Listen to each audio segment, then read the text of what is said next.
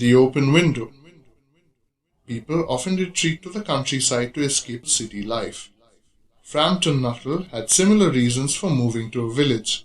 Unfortunately, he discovers that people find ways to look for excitement even in quiet places. My aunt will be down presently, Mr. Nuttall. Do you know many of the people round here? Hardly a soul. Then you know practically nothing about my aunt? Only her name and address. Her great tragedy happened just 3 years ago. Out through that window, 3 years ago, her husband and two brothers went off for their day's shooting. In crossing the moor to their favorite snipe shooting ground, they were engulfed in a treacherous bog. Their bodies were never recovered. Here the child's voice became falteringly human. Do you know? Sometimes I almost get a creepy feeling that they will all walk in through that window. It was a relief to Frampton when the aunt bustled into the room. I hope you don't mind the open window. My husband and brothers will be home directly from shooting, and they always come in this way. She rattled on cheerfully.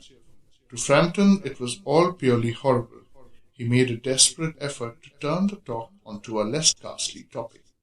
The doctors agree in ordering me complete rest, an absence of mental excitement and avoidance of anything in the nature of violent physical exercise, Announced Frampton, who labored under the illusion that total strangers are hungry for detail of one's ailments. Here they are at last. Frampton shivered slightly and turned towards the niece. The child was staring out through the open window with dazed horror in her eyes. In the deepening twilight, three figures were walking across the lawn towards the window. Frampton grabbed wildly at his stick and hat.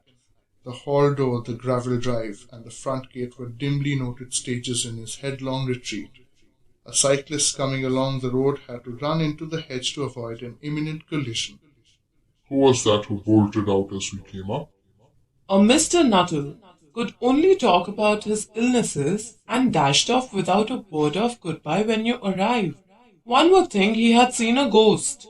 I expect it was the spaniel. He was once hunted into a cemetery somewhere on the banks of the Ganges by stray dogs. Romance at short notice was his specialty.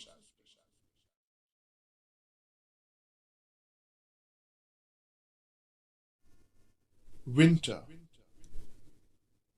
The mustard is in flower, streaking through the countryside, band on yellow band, acre on acre of light.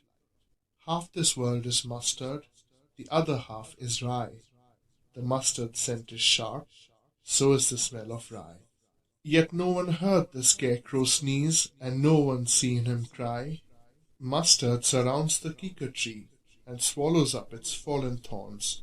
It slithers past the cattle shed, it splashes past the village pond, past haunted grove, abandoned house, the ruined, ill-balanced temple spire, out greening grass, out yellowing light.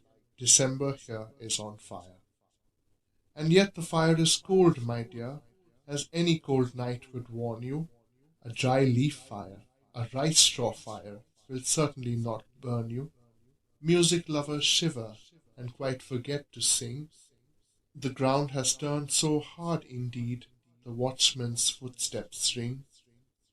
The sesamum has ripened, there's a white touch to the grass. Walk carefully, says Scarecrow, the dew has turned to glass. But it won't last forever, winter too shall pass.